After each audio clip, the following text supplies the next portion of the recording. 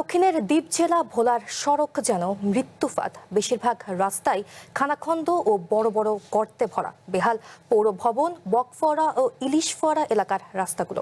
এসব রাস্তায় প্রতিদিন চরম ঝুঁকি নিয়ে চলাচল করছে ব্যাটারি চালিত রিকশা, অন্যান্য যানবাহন ও নাগরিকরা।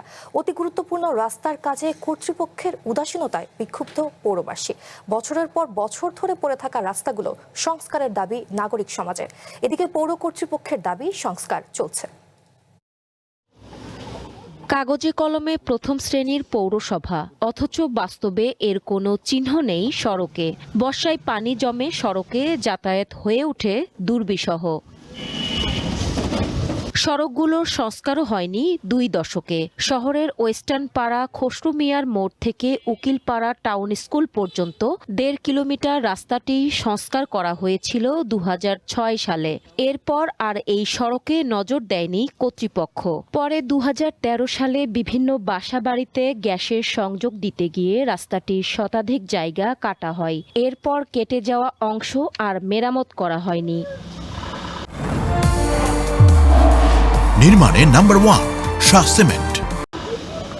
এছাড়া প্রতিদিন এই রাস্তা দিয়ে পণ্যবাহী ট্রাক, ট্রাক্টর ও ট্রলি সহ বিভিন্ন যানবাহন চলাচল করে। এতে খানাখন্দ ও বড় গর্তের সৃষ্টি হয়েছে। ফলে সামান্য বৃষ্টি হলেই ভোগান্তিতে পড়ে চালক ও পথচারীরা। রাস্তাঘাটগুলি খুবই নাজেহাল অবস্থা। আমাদের সাধারণ মানুষের চলাচল করতে খুবই অসুবিধা হয়। রাস্তার জন্য আমরা ঠিক মতন কলেজে স্কুলে যেতে পারি না। অন্য এলাকার থেকে কোনো রিক্সা আসে না, যদিও আসে দ্বিগুণ ভাড়া দিতে হয়। শুধু খসরু মিয়া মোড়ের রাস্তা নয়, একই হাল জেলা প্রশাসক ও পুলিশ সুপারের কার্যালয়ের সামনের সড়কেও। পৌর ভবনের পাশের রাস্তারও একই চিত্র। গুরুত্বপূর্ণ এলাকার বেশিরভাগ রাস্তায় ব্যবহারে অনুপযোগী।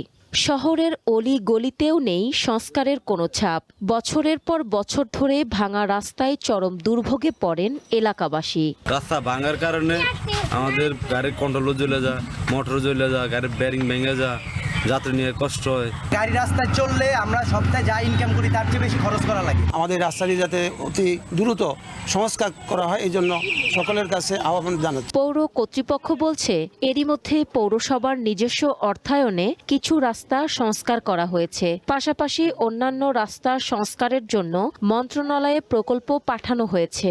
বরাদ্দ পেলেই দ্রুতই বাকি রাস্তাগুলো সংস্কার করা হবে।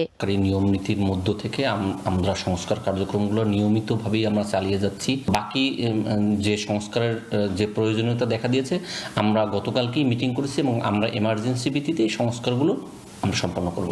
পৌরসভা সূত্রে জানা গেছে, শহরে জেলা পরিষদ, সড়ক ও জনপথ এবং এলজিডির রাস্তা ছাড়া অলি গলি সহ পৌরসভার নিজস্ব রাস্তা রয়েছে 76 কিলোমিটার। এর মধ্যে চলাচল অযোগ্য অন্তত 50 কিলোমিটার। One national desk.